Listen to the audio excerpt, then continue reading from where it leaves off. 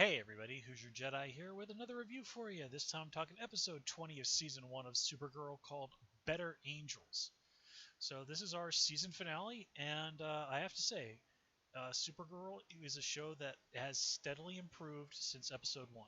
Like a lot of TV shows, it took a few episodes to really figure itself out and find its feet, but once it got the ball rolling, it proved to be a very, very solid hour of television.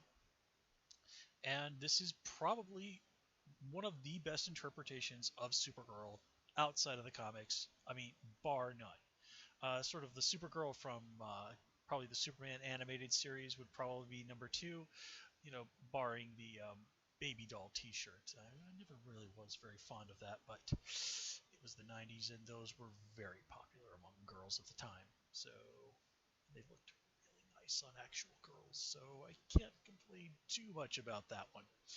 But let's kind of get right into things. And while this was a good episode, there were a number of things that I was not happy with. So let's start with the bad and then move on to the good. So, some of the biggest stuff is this whole thing with the American military never even thought that, hey, maybe the bad guys from Fort Ross are using Fort Ross as a base. Apparently, they just like cloaked it from Google Earth somehow and then just didn't monitor it in the slightest. I mean, this is stupid on an absolutely epic level. I mean, this isn't just, hey, the characters in the show are stupid. This is like the writers have come up with this most utter bullshit, and we're expected to believe this. No, no way on God's green earth would anyone be this stupid. And I feel like I'm being talked down to by having them as this their explanation. I mean, it is just that damn stupid. And again, this is a show that I'm normally very happy to praise, but this particular one, no, that's bullshit, and you are insulting my intelligence for not being able to come up with something better in terms of a plot line to deal with this. So yeah, uh, okay, that's the big one I had to get out of the way. Some other stuff. Um, One, is everybody cool with Alex's mom just sort of wandering around the DEO base? Kind of once things have settled down a little bit. Like, it is supposed to be a secret government facility. It's like, oh guys, it's cool. It's my mom. Seriously. Let's see. Okay, so last episode, Superman enthralled by Myriad, and they do give us a reasonable explanation, one that I can deal with. Here, Superman is just in a coma for no damn reason, and we never get any explanation at all as to why everybody else snaps out of it, but he doesn't. And of course, the answer is, well, we need him on the sidelines so that Kara can go out there and be the hero of the day. Okay, fine, but come on, throw me a bone here, writers. Give me some plausible reason as to why he just doesn't snap out of this himself. I mean, I can tell what you're doing here, and I can give shows a little bit of slack in terms of this is kind of silly for plot reasons, but no, you're asking a little bit too much of me here. And let's see. Yeah, I suppose that was big stuff there. So let's kind of move on into more positive things, and let's kind of do our little wrap ups with the characters. Maxwell Lord. Well, for the most part, this episode he seems to have genuinely come around. He is fully supportive of Kara. Granted, Kara is fighting to save the human race from extermination by evil aliens, but it's pretty clear that he's convinced that, all right, whatever happens, especially after Kara's whole thing of like, I'm probably going to die in this situation. Yeah, Maxwell Lord does seem to be genuinely convinced that Kara is a good person. Then we get that little thing at the end with him and General Lane. It's like, ooh, what are those two up to? Well, okay, just because he's convinced Kara and probably also Superman and John are good, doesn't mean that all those bad aliens who have tried to do terrible things aren't still out there, and that they aren't going to need, human race is not going to need additional weapons in order to deal with them. I mean, it's pretty understandable that humanity would not want to put all of its eggs in a basket of three aliens. Like, okay, we've got these three that do seem to genuinely be on our side, but then we got all these others who want to kill or enslave us. So, yeah, aliens in general, not exactly doing the best good to bad ratio in terms of what the way the human race is seeing things. So I can see where Lane and Lord are coming from on this one. John. Okay, cool. Him getting a pardon. I did kind of see that that was going to have to happen, but I like that they did it. And then he is officially made director of the DEO. And okay, cool. That makes sense. That this is where this alien is going to be the most use for us. And he's an alien who is willing to cooperate with the U.S. government, just like Supergirl is, and Superman is not. So there are definitely some advantages for the government in this situation. And it was very fun to watch John just sort of like, yeah, like I am so ridiculously powerful. I could have busted out of here anytime I wanted, just so you know. That was cool. Some nice stuff again from Alex and Kara's mom. She definitely did have some more chance to sort of breathe as a character here. Uh, let's see. Nothing really huge to say about Win this episode. Again, nice little speech that Kara got to give to him, sort of letting him know it's like, look, you know, you've been a great friend, and I really do appreciate you. And, and she has that similar speech with Jimmy where it's like, look, we can't be together. Go find yourself somebody who will make you happy. She gives that speech to Kat, thanking her for all she's done. And Kat even sort of says, like, what is that supposed to be your suicide note or something? Which, well, not exactly, but it's definitely Kara thinks that she's going to go into that battle against Non and Indigo and almost certainly not come out alive. So, not exactly a suicide note, but definitely final words to the people that she cares about. And what's interesting there is that in all of that, Kat even says, she considers Supergirl to be her protege, which does seem a bit presumptuous on Kat's part. But then you stop and think about it all and realize, well, Supergirl has indeed come to Kat for advice and mentorship on more than one occasion. So whatever her flaws as a person, Kat can go out there and genuinely be a good person and provide genuine advice. Now, I have repeatedly ranted about Kat's terrible treatment of her employees and doing stuff that is in the real world horribly, horribly illegal and would definitely get her almost certainly sued many, many times. But I've also pointed out that Kat is very pragmatic person and has at times also offered very good advice. So I do have to say that I don't think they've found quite the right balance with Kat just yet as a character, but she is a sufficiently complex and interesting person that she really does add a lot to the show. And, it's Callista Flockhart who, speaking of the 90s, has proved that she's got more than a few serious acting chops, and she really does bring a lot to this show. So Supergirl is very lucky to have Callista Flockhart. Um, let's see. What else? Jimmy. Okay, we already mentioned that little speech that he gets with Kara, but I do like how it all comes around at the end. He gives her that picture, and it's a picture of her as Kara. And that's him saying, like, look, that's who I see when I look at you. I don't see this, amazing superwoman. I see this funny, nice, occasionally awkward, but wonderful and loving person that I want to be with. He sees Kara as she is. It's very similar to how Superman views himself in a way. Superman basically thinks of himself as Clark Kent in a goofy costume. There was this one comic book where we sort of kind of peered into the minds of the Justice League, and we saw, in a way, their own views of themselves.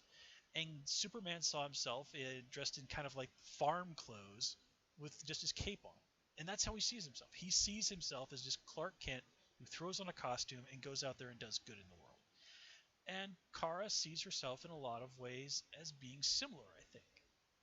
And the fact that Jimmy is basically saying, I love Kara, not I love Supergirl, is what really leads them to getting together at the end, which, okay, I'm interested to see where this goes. Nothing really huge to say about Lucy, although they did kind of have a nice little nod moment for her. The whole, hey, we're going to find our dad. Okay, we're setting some stuff up for next season. I'm sure Dean Cain will is looking forward to popping up on the show again. Alex, okay, some good stuff here. Her fighting Kara, very cool. Watching that fight, I'm like, Kara really needs to brush up on her ranged combat. But given the fact that her sister had been brainwashed into trying to murder her, I can kind of cut Kara a lot of slack on not thinking that fight out too clearly. Um, and speaking of which, this whole thing of her Supergirl apparently not being able to zip around in space and all of this other stuff or breathe in space, that's not really keeping with the comics. It does seem to be a little bit more in keeping with some of the limits that were implied that Superman was implied to have in Man of Steel. Now, I don't particularly like that, but I do admit that stories where Superman's level of power is a little bit more toned down generally do tend to work better on TV. Um, and in some other stories, like for example, the miniseries Superman American Alien, which is really, really good, by the way. It's that version of Superman is a little less powerful than some of his other incarnations. I mean, there's a minute when he's actually Clark Kent is a young guy. He accidentally survives a plane crash in the ocean. He's like, "Oh my God, I didn't realize I could possibly drown." And that's just kind of an interesting moment.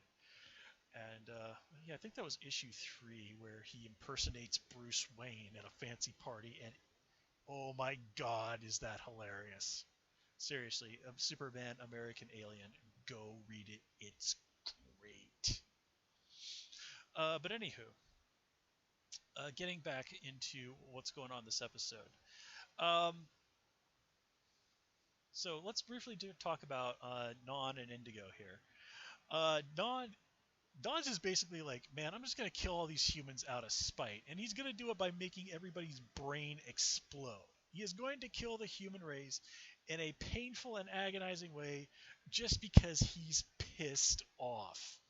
I mean, granted, his wife died, but still, humans didn't do that. Well, okay, Alex did it, so she's a human, but still.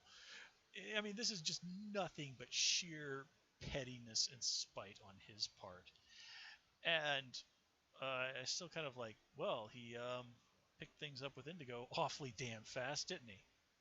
But, okay, whatever. I'm also a little not exactly sure I buy that whole thing with tearing Indigo in half was enough to kill her. It's like, that doesn't really seem in keeping with what we've seen from her powers before. Now, Non having that great eye beam fight with Kara, that was really cool. So, and it didn't look like I don't think that killed him. It looked to me like he was just blinded. So, a blinded Non as a possible prisoner of the DEO, and somebody who could kind of become a little bit more of a puppet master, perhaps in next season. Ooh, that's cool. And again, if you keep him around, then he's around to just constantly twist that knife, because this is technically Kara's uncle by marriage, and that memory of Astro can still be invoked easily with Non around. And let me see, what else did I want to talk about this episode? Oh yeah, there's that ending with the whole. Oh wait, one other thing that I didn't like this episode. Where the hell did Alex learn to fly Kara's pod? I mean, seriously, why would she know how to do that? That just feels like such an ass pull. Now, the idea of, okay, let's use the pod to go rescue Kara, that makes sense. It's a spacecraft, it can easily get into Earth's orbit. But how the hell does Alex actually know to pilot this? Why would she have ever had the time, be given the chance to do this? I mean, it makes no damn sense. I mean, So, who is in that ship? No idea. Nobody, no Kryptonian characters really jump to mind. Now, there are some other possibilities, like for example, I'm pretty sure I've mentioned the Daxamites on in these reviews before. They were an alien species who were very heavily influenced by the Kryptonians. Um, the Superman versus Aliens miniseries, where it was actually the Chestbuster era aliens. It was actually a pretty cool story too, and they did find a way to make the aliens a genuine threat to Superman. By the way, there was another alien species that Superman met, who again were extremely heavily influenced by the Kryptonians to the point where they adopted the Kryptonian language and even viewed Kryptonians as sort of spiritual protectors.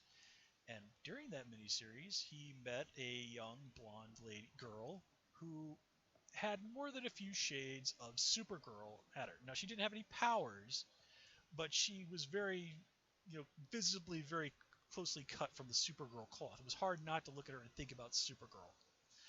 I can't remember what her name was though, so I suppose that's a possibility. But again, it feels like they would translate, some kind of some of the other characters who might possibly have also survived Krypton. Um, I don't know if they would kind of bring in General Zod, Ursa.